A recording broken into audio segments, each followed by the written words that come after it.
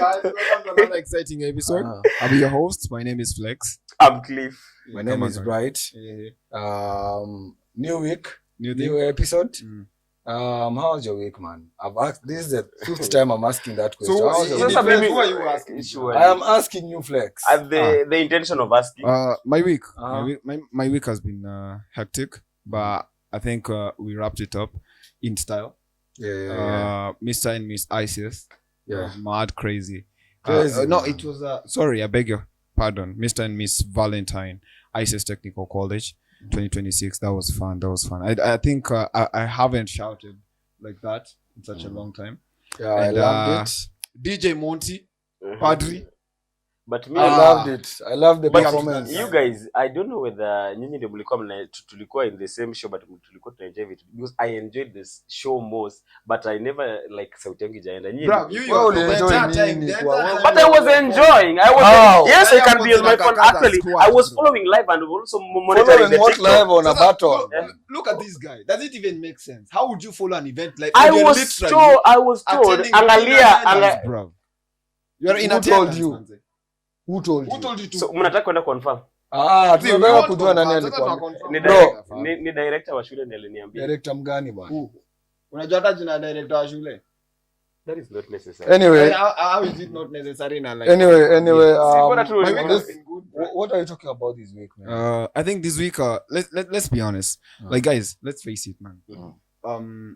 So I think growing up and even right now we're still like in that space whereby our parents, you know, they keep giving us sound advice that it really sounds wise until like you actually live with it. You know, what do I mean? Like I know each and every one of us, the listeners and the viewers, we've come across this advice: find someone who loves you. Every one of us. Are you sure? No, like find someone who loves you, not the one you love. Like it's guaranteed that you guys are gonna have like a prolonged future. And but how is that fair to like both parties? If you say find someone who loves you, not the one you love, then maanisha nyinyi wote wawili hata mimi nashangaa imeandikwa hapa I love you like you don't have Cliff unasemanga you don't have to have a shallow mindset. Find someone who loves you. Sorry for my friendship, bro, but I feel like your mindset has been shallow on that. So like I was just trying to bring this on board. You see, nobody actually talks about what happens after you listen to that advice and like you live with it. Because in all honesty, I feel like why does the advice feel more comforting than I feel like it's likely very manipulative in a sort of way, because you have to like I don't feel like it's manipulative per se, because you know when it comes to relationships and all, like the dynamics are crazy, man. So it depends, because if you tell me right now kuja niambie find somebody who loves you, not somebody who you love, then inamaanisha wewe to that person you're not that person that you want. Sijui kind of make sense. No, I feel like huo mtu wewe unaona sasa yeye pia kiambiwa yeye pia find somebody who loves them, then huo mtu atakuwa wewe. Sasa naona kama hii advice pay one sided. Ama Cliff unaonaje? Juu kuna mtu lazima kuwa naumia hapo. Kuna mtu mmoja anapenda na mwingine anapendwa. So how is it beneficial to everybody? Me personally, find somebody who loves you. What if I don't love the person? No, but like that person? They say that love can be cultivated, bro. Like you learn how to love someone.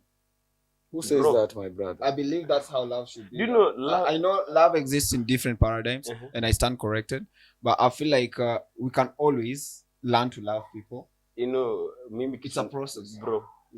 Love is not about learning how to love someone. According to you, according to me, it's not about how to learn how to love someone. That's what is it about, like, Cliff? Personally, love is a decision. Like it's a decision you make. So I want to more nipende demu yako. Yeah. What? No. See demu yako actually. Toa your example. Sema ya Flex. Sema ya huyo. Demu ya huyo. See. By the way, like you know, kitu inafanyika. Love is a decision. You make. It's a decision it's a soul decision that so you're trying to tell me haujajipata tu umefall in love. Sijaijipata. Must you fall? Can't you stand in Bruv, love? like it's a metaphor, it's a phrase, man. Yeah, Like, you I don't know, have I to, know, like, I fall know, in I love, know, man. I know, I understand. So But must you Cliff, forgo? ujai tu kuwa mashughuli na unashtukia boys. unapenda mse. Like it has to be a decision. So that has never happened to you before.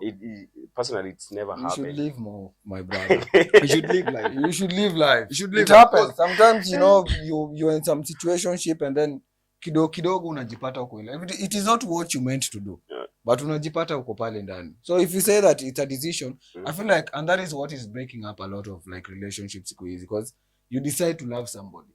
And then what if like one day you wake up and maybe I feel like it's a feeling. You see? It I feel happens. like love You is a fall in stage. love. What if I the feel like feeling it's a goes- stage, bro. 'Cause that's why it keeps on.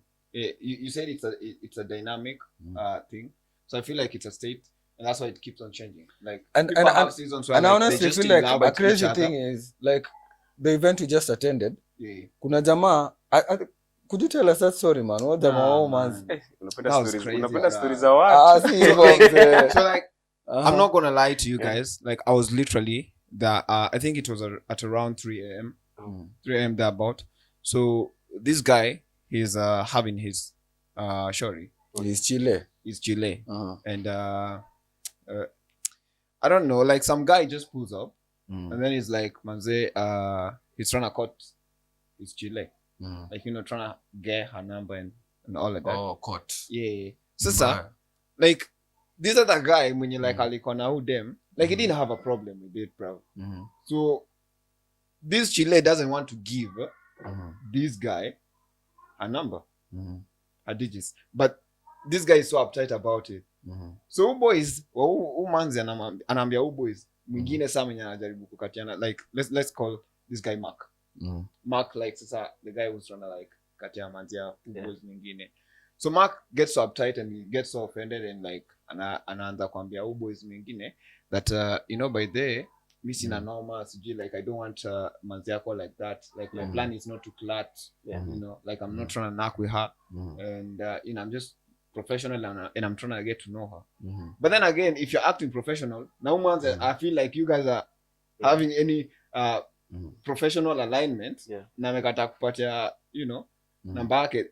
Why do you create a fuss about it? Because this guy literally started to create a fuss about this.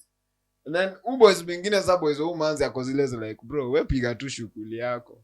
So yeah, I feel like this guy literally alikuwa in that state, akona that audacity ya kuambia boys piga tu shughuli yako because he fell in love with somebody who loves him. And anajua like this story, like anajijua. That sounds like betrayal though. How does it sound like betrayal to you, my brother? We piga tu shughuli yako. As in, my point is, if I'm out with my woman, shout out to my woman, by the way. If I'm out with my woman and somebody comes to hit on my woman, si ati nitasimama hapo ati wewe unataka kumkatia bro. Wewe mkatie, because maybe I know the like woman I have. You had an intention, you had a vision. Because I know the person I have venye yuko, she's not just gonna be outside giving numbers like that. So mse akikuja hata apige shughuli yake na wakipeana namba bro, pia mimi natembea tu naenda penye. Exactly, because there's nothing. Mimi sasa, in the case where you guys are doing professional talk, in the whole exam umefikia tu number, like that is the only professional thing. But like that was what the conversation was about. When you met whoever you are seeing right now, for example, what is the first thing that you took from her to ensure that you kept on communicating? The first thing I took from her is friendship. We became friends. Okay, then you communicated through smoke signals. Or did you how did you communicate? Like alikuwa na stay karibu, siku beat drums ama kufanya nini. So like hii mambo ya kutafuta wasichana wako karibu. Did you do that? No, so ulikuwa unasimama unangoja atoke. No. Did you take that number or not? Si hata mambo na village behavior. Like yes, ile friendship mnachukua na, but then hii story make pop kwa number. Anyways guys, let me just tell you guys, to our viewers and listeners, manze. You see, this is not about romance, man. This is literally about power, fear and emotional safety. Because if you're being honest, if you've ever been loved by someone who you couldn't fully return back their love, we call that unrequited relationships. You know, I feel like this episode might make you a little bit uncomfortable. Yeah, I feel like it's not that uncomfortable because pia unajua kuna hiyo security ya unapenda msee like msee anakupenda na wewe umpendi hiyo design but pia surely kitu gani like mimi niko zile za there's something about because si ati kila mtu aseme vile anafikiria ama ni aje because wewe ni kama ni kigeugeu. Si kigeugeu bro, swali yangu ni saa hii wewe ukienda kukatia manzi, wewe manzi anakupenda. Mimi siwezi katia manzi, niko na manzi. Kitu lazima ukubali. No, it's an hypothetical question, guys. Come on. And my question, use yourself as an example then. So that tuelewe. Wacha nijitume shout out to my woman by the way. Not shout out. Why are you feeling insecure? No, I am not insecure, man. But I have to put it out there. But anyway, yeah, you know you've actually shouted out your woman twice now. Twice. That is not enough, my brother. Wow. Anyway, we should just wrap this episode, man. What do you mean, man? You like we can't make it about you and your woman, man. No, it's not about my woman. It's about who? It's about power. Anyway, tell us about that scenario that you're just talking about. No, I feel like in every relationship, lazima kuwe na mtu mwenye ako more emotionally invested than the other person. You see, and it's not a bad thing. What I'm trying to say is, it is safer not to be that person who is more emotionally. But don't you feel like this advice comes from a point of pain and not wisdom? Because if you have to be safe, then you've been beaten once and you don't want to be beaten twice. So like you have to be very cautious because if you loved someone who didn't love you back, then you try and get someone who actually loves you so that you fall in love with them. Does it make sense to you like that? Life is not all about love, my brothers. I know. You can do some other things with your life. I know. You. Huh? There are several things you can do. Multiple things. You can do multiple things. But anyways, by the way. But me personally, if my mom tells me that, maybe, si ati anaweza niambia, but if she tells me that, maybe ameniambia, sisemi ataniambia ama amewahi niambia, but ameniambia from her own experience. Maybe I'm not saying my dad beats her; they've never fought. But how do you know? How do you know? I know because I stayed with them. Were you there before she actually got pregnant with your nini? Sasa kama wangekuwa napigana wangeniza? I don't know. Yes, I guess you never know. Bro, honestly, by the way, right now, talking about that, I have a friend right now, by the way, a very close friend, and and the lady, they're having like marital gender-based violence, and they're exchanging. Ooh. And they have a baby Pia. Wow. So I feel like you assuming that your parents wouldn't have had you just because you haven't seen them fight. Labda walikuwa na ngoja utoke ndio wapigane. Exactly.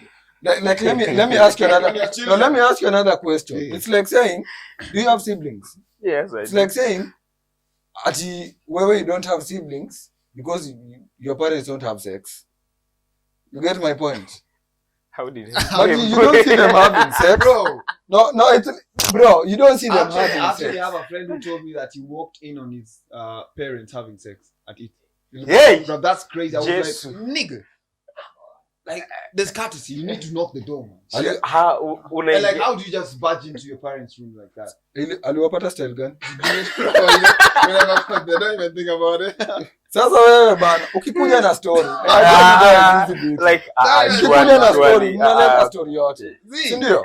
Because check mimi nikiingia pale kwanza hivyo ati mashughuli zangu sasa mimi naweza wale wangu nao ni wazee mbaya sana yani kama wana wanashughulika hivyo sana, but I feel like nikianza ingia pale nipate labda umeseti mokoro kidogo I feel like mokoro nini I feel like hiyo ndio kitu ya kwanza nitawaambia. As in, like, if I have to say that story, if I have to come and tell you that story, that would be my first thing, bro. Because honest, sasa wewe mtakwambie, I'm walking on wasewa. But I feel like maybe he walked in on them like when they were wrapped up under the duvet, so like he couldn't see like wanna wrap up nani sanga.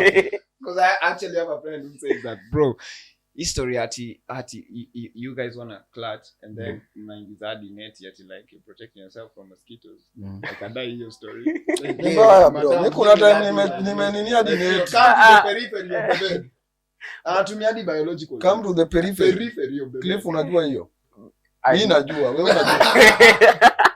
Mimi najua. But then kusema tu kweli kama dai neti ni vile tu amesema like unajua ni vile ameambia bebe wake like I love you kama kuna net ama I want you kama kuna duga ama nini. Hizo nazo ni nini? No, you have to say that. I have to tell you like maybe I love you where 2 or 3 are gathered or I love you where like no. Sasa tuko kanisa. Kuna ile yenye I love you like hivyo. Cliff, na kuangalianga hivi na shangaa sana. Hizi ni nini unatuambia? Si ati nini? There are things that are there. Well, we'll just let you talk when you so need your opinion. what do you mean I love you at 2 or 3 are gathered? So What do you mean?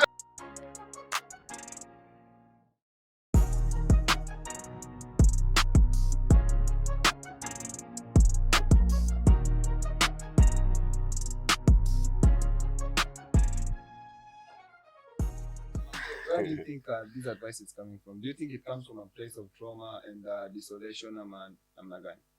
Like me personally, advices kama hizo kama hizi advice kutoka from trauma and desolation. That is one thing that I will stand for, because one thing like sijui kama like ni point ya you choose who loves you, not who you love. Unajua one thing like bro, kupenda mtu na mtu akupendi iko na frustration zake. It's like personally mtu anaweza kuacha kirahisi, like anaweza kwambia wewe unajibandika kwangu na mimi sikupendi, like unakuja kwangu and I don't love you. Unafikia situation kama hizo. So does it mean like this thing coming from like a point of trauma inamaanisha like for you guys, do you think this is like actually good advice that, you know, sisi as like the sisi when we were coming up we should take it ama? Because like let's say like let's give a case in point. You people have been married for the longest time, 40-50 years, now they're in their 60s. Hii family wamepatana, like the lady and the guy at a very tender age, 22-23 hapo ndio watu patana. Wakiwa chini kabisa, they've built together everything, and then mnafika 60 years mada kitu lazima ujue pia ni the lady is the one who's done most of the work. Yeye amefanya the lion's share, yeye ndiye amekuwa the mwenye anajituma sana between the two. So inamaanisha like the wealth and everything they have amounted as a family and everything they've built together, most of it the lion's share inakuwa attributed to how industrious the lady has been. Sindio? Sasa I agree. They get to like 60-65, there is nothing ahead for this lady. Ukishafika 65 years unangoja tu kufa bro.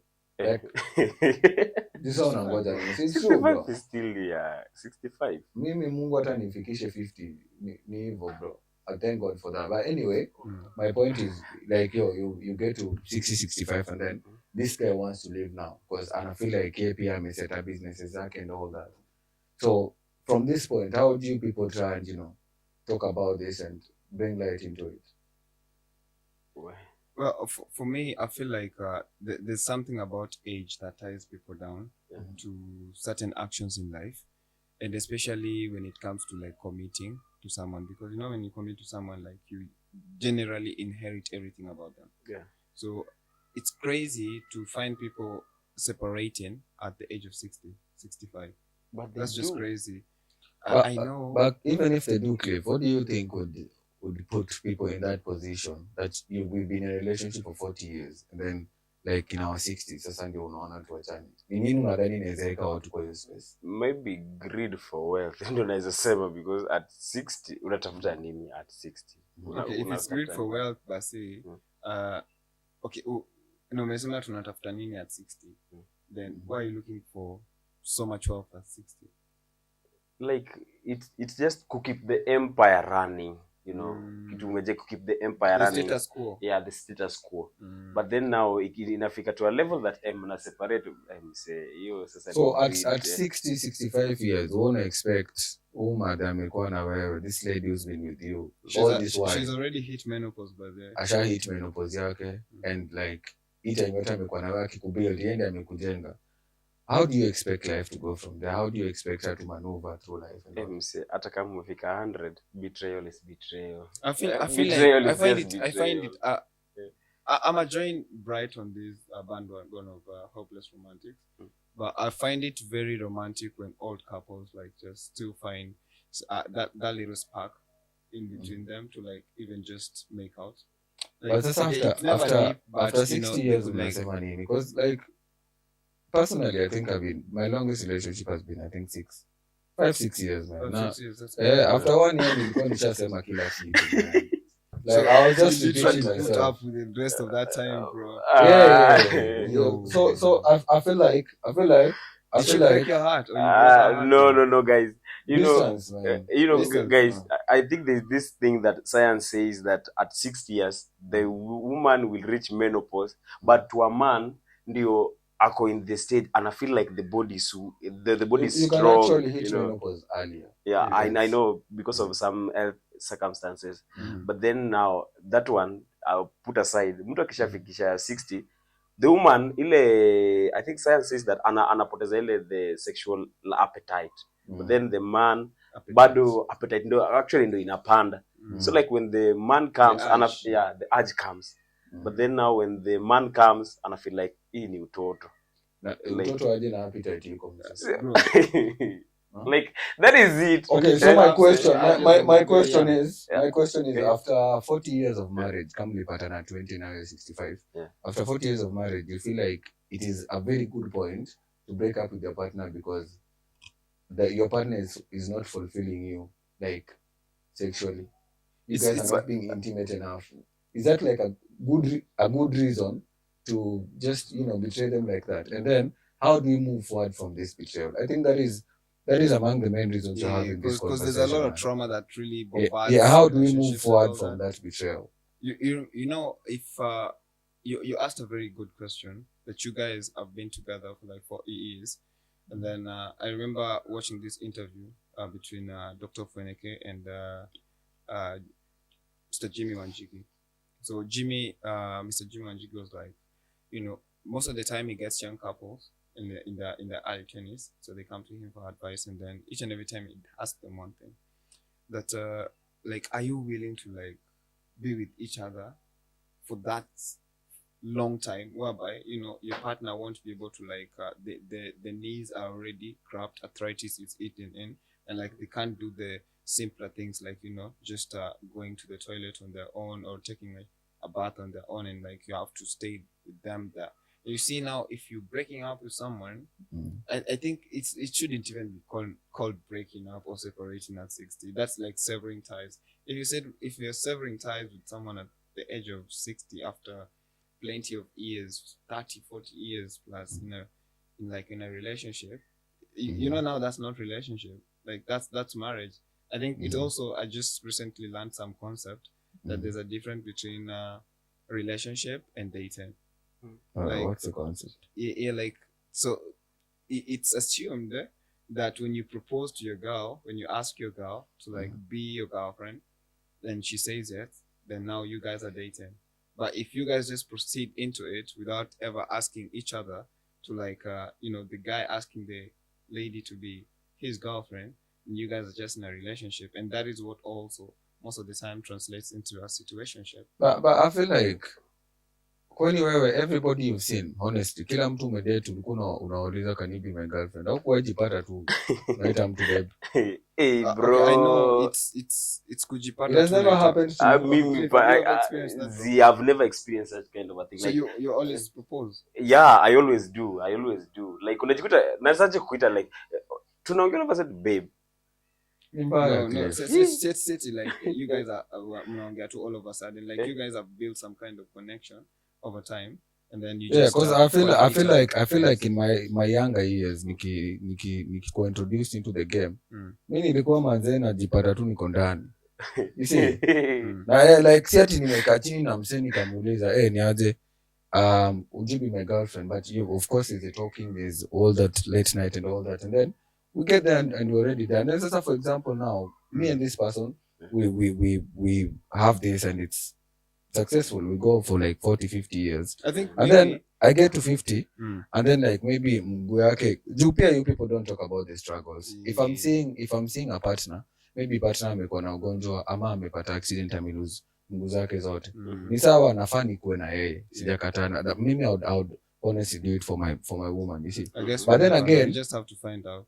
I hope we don't find out. But then again, you have to be in that situation. But then again, when it happens, yes, we're looking at now you as a man or the lady, when you kitu imefanyikia partner wako, you have to be there. But what about the struggles you're facing? You see, because umepatana na umse kama yuko sawa. Now, a different setup imekuja tena, and it's something in a way you have to live by. Sasa, how do you move from this? As much as you love this person, pia, unajua utapata. I have seen this. I'm sorry, I'm talking too much. I've seen this pia, like story I read like 2-3 weeks ago. What was it about? Jamaa manzi yake alikuwa involved in an accident. I think it was in the States or something. I don't remember which state it was. Jamaa manzi yake amekuwa involved in an accident. So unajua state home manzi yao wasa wana struggle, unapata msanii amechukua 2-3 jobs. Unacheki ndio tu sustain maisha yake. Basi sasa juu manzi yake haizi piga mboka na yeye pia like yeye alikuwa anaishi na huyo manzi peke yake. Imebidi saa hizi piga kazi zake 3. Inabidi afanye moja juu yeye ndiye anafanya ule manzi kila kitu. She couldn't move. Alikuwa amefracture hiyo backbone yake. So alikuwa under rehabilitation. Hakuwa anaweza move kabisa. The spine. Yeah. But like si ile ya kunini. Ilikuwa tu for a while. Na ili span to like 2 years. So after 2 years ndio manzi 720 something. Yeah, after 2 years ndio manzi saa amekuwa sawa, anaweza tembea, she can go back to work. But maki hii time yenyewe jamaa amekuwa take care of her, kuna medical bills, kuna rent, lazima wadishi, and she never lacked anything. And this guy was doing all this surviving on one job. Inamaanisha pia debts zimekuwa mob. So hii time yenyewe manzi anapona, inabidi amerudi kupiga job vibaya sana. Unaona? Ame take back 3 jobs na ana put in the hours, ana put in 18 hours a day just to like to break even. Akuje tu madeni tu ziishe, unaona? Anaweza umanzi anataka kumwacha kwa sababu anasema huyu jamaa yuko romantic anymore. It's like I think getting back to your question where you asked now people breaking up at 60, I remember saying it shouldn't even be called a breakup. Like that's just termination. Because like you're literally ending a connection you had with someone for such a long time. So when people terminate connections at 60 years, I feel like it's just out of I don't know how others would argue, but I feel it's out of selfish interest. Because some people would be like, I just realized that we're not compatible, and that's crazy. I feel like that's the lamest excuse. Like, how many people have we seen out here who've even proposed via billboards, brand, and then they still ended up not being together? Like, it's crazy. And I feel like the dynamics around love, just as you said earlier, like, you can't understand it unless you, like, actually live it. You have to go through the motion because situations go different. And at the same time, Sasa Ushori, she wanted to leave this guy because she doesn't feel the worth of this guy. Because she's experienced the good and the bad side of this guy. She's experienced his bad side before the accident. She's experienced the good side of this guy during that period where she was now recovering. Okay, because this guy had to sacrifice a lot. And it's crazy now that she's experienced both that. She now has nothing to look up to. Like she's like, I can't be submissive to this guy because there's nothing else to submit to. So my question, Cliff, is as when Beauty has just said, who them have experienced all this and she's lived through all this. So from our advice that we're trying to talk about today about, you should love somebody who loves you and not somebody whoever you love. How do we go and like try and convince this person to take this advice from us? One thing that I would say to the lady, maybe I don't know how the treatment was, but then to be ungrateful is to be the greatest fool. Like 2 years. 2 years. That is like grace. 2 years somebody is taking care of you. Then after all that, you're just being ungrateful, then you must be the greatest fool because you just don't know what you're following. 2 years you're seated or maybe on a wheelchair, and then after that you're telling somebody like you're not romantic. Like how do you expect Like, somebody to be romantic? how did You're you on a guys even- wheelchair. Maybe Yeah, you like, tend si to wewe guys- ilikufanyikia no. tulia to like clat like historia that. stato man so No.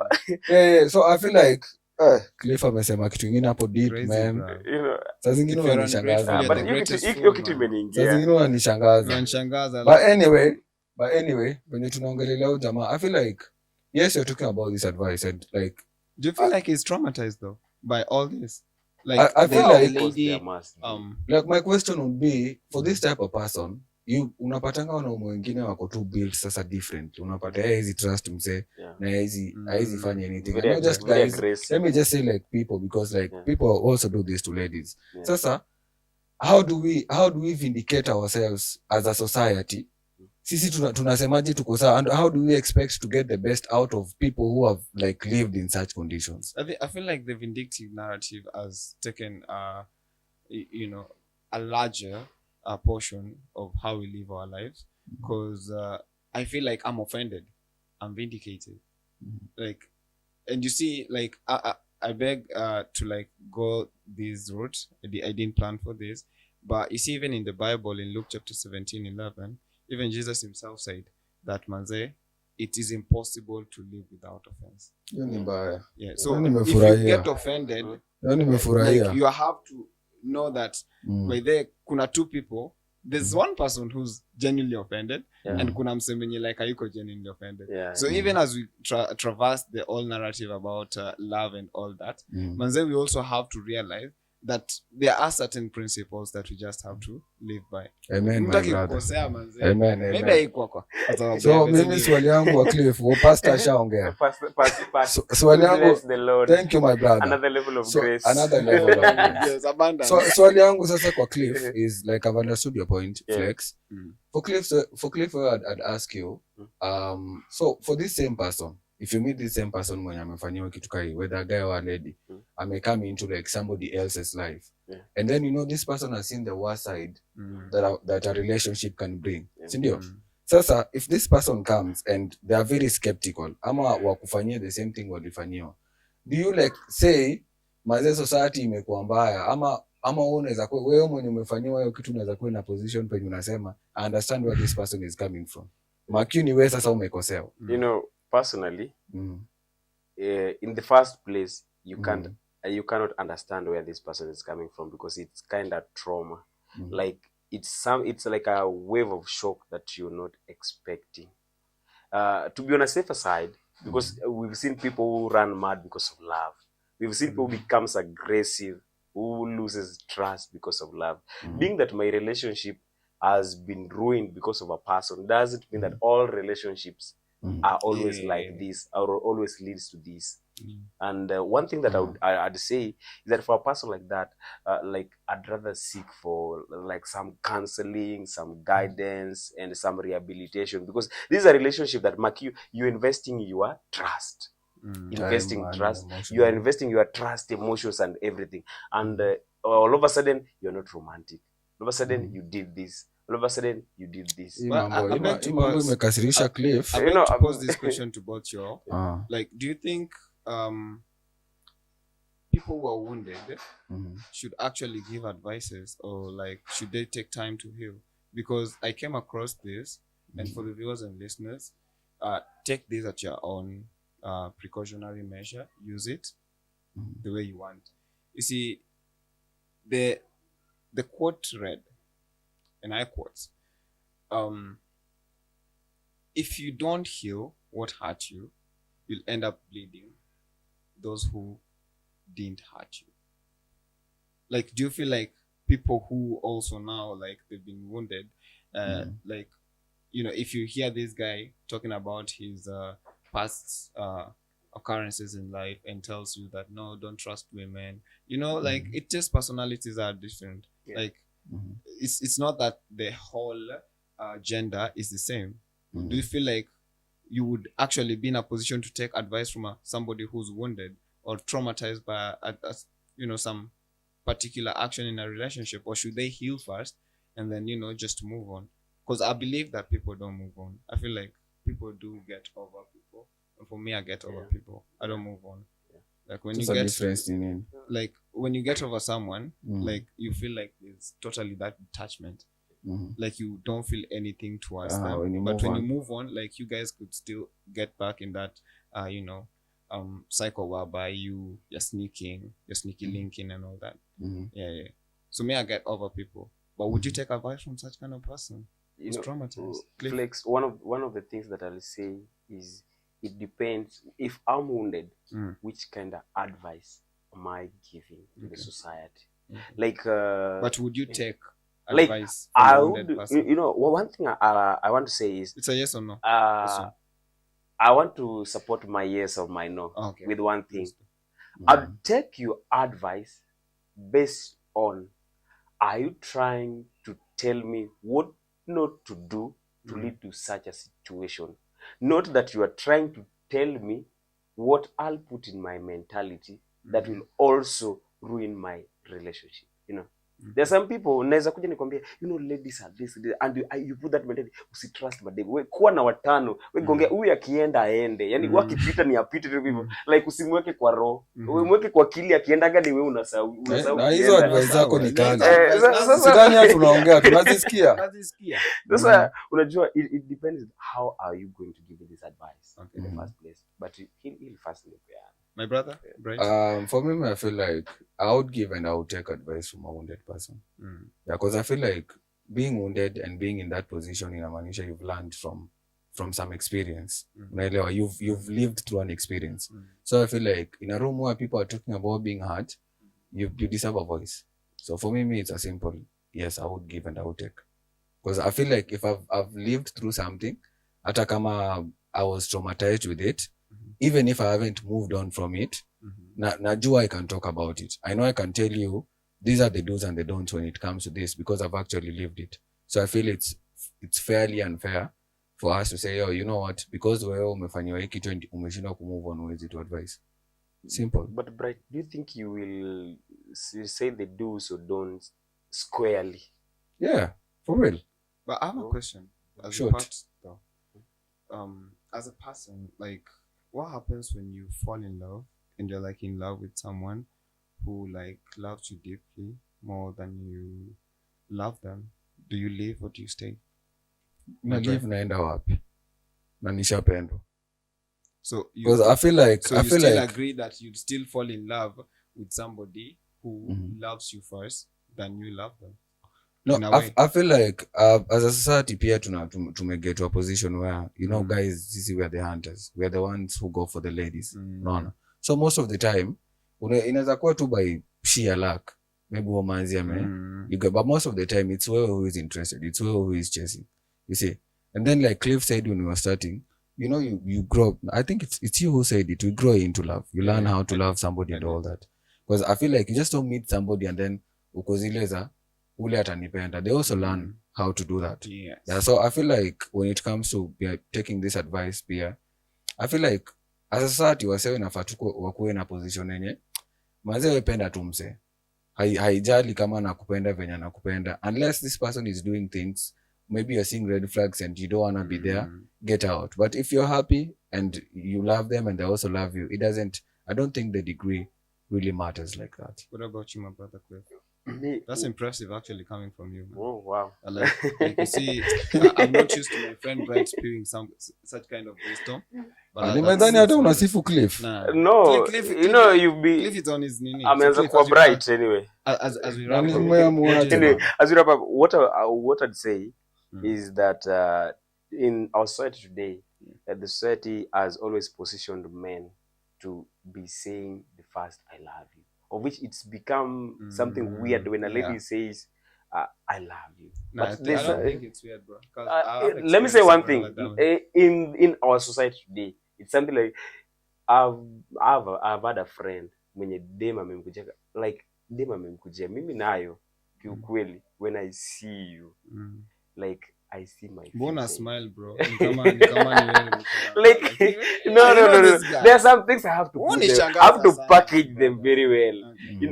Now sasa dem akisha kuja hivyo atakuwa like mimi sikumkujia ni yeye alinikujia. Vitu kama hizo. But then also kuna kakiburi that comes kuna with it. kakiburi inakuja like yeah, I think that's why ladies actually don't want to be the first person shooter. Yeah. Like the first person to shoot the shot. So you've never experienced a lady shoot the shot at you? It has happened. My brother, have you? Man, I've lost count. Okay. It has happened, but anyways, proceed, my brother. But then what I'd say, because there's one thing that has changed my mind and onto this. Like what I'd say is, we dem, kama unaona akuji muende kaende muende. So unataka kujiwe bro. Aende wapi? Mimi I feel like mimi sijasema nikujiwe but muende. Lakini pia boy now unajua my opinion on that would be listen, my opinion on that would be when it comes to like ladies chasing like guys, I feel like it's okay for a lady to chase, unaona, but sasa inatoa like pia hiyo nini out of the game. So mimi I feel like dem kitu anaweza kuonyesha ni akuonyeshe tu nyama, tuseme like akuonyeshe tu some interest for you to trend and you know go for it. Sijui kana make sense. Wenda kama oni, you know this ghetto slang that goes that usiai tupa bigiji kwa nyama ya kuonyesha bro. Na mimi kuna time nimetupa bigiji yangu. Like anaweza kuonyesha like the tidbits like she wants human and then like she's not even in it. But sasa unajua ukisema anyways viewers, hiyo ni advice you should take bro, whether you like it or not. Ukisema usitupe bigiji kwa nyama ya kuonyesha ni kama already uko na manzi, unanisikia? Yo sasa ndio big G. Wewe nisikie tu. Just work with me my brother. Already uko na manzi ndio big G. And then sasa maybe you're eyeing someone else. Unaelewa? And then uko zile wewe nisikie bro. And then uko zile za hautaki manzi yako kuharibia ile shughuli. Sasa unaacha manzi, unaacha manzi yako to go for that other lady. Then ukienda huko pia unaambiwa manzi hapa nao ni norm. But sasa what if it's the other way around? Like this is the other shorty is the one who's eyeing you and trying to like, you know, bug you. You know, hata in the Bible ulisemanga Ruth alijipeleka kwa shamba la ngano. Alijipeleka kwa Boaz kwa shamba la ngano, alionwa. Acha alikuwa anaenda kucollect bali zenye zimekatwa zikaanguka bro. Mbona ndani ni nini? Like alikuwa just sport. Alishaona Boaz alijipeleka. As you wrap it up. We talk about a lot of stuff, man. Yeah, for real. We talked a lot about a lot of things. And it's upon you, from wherever it is you're listening to us from, you're watching us from, we're growing because of you. And this was one from the Advice You Shouldn't Take podcast. And this is the advice you shouldn't take podcast. Take that advice at your own risk, or don't. I've been your host, Lex, and 2X Yellow at all social media platforms.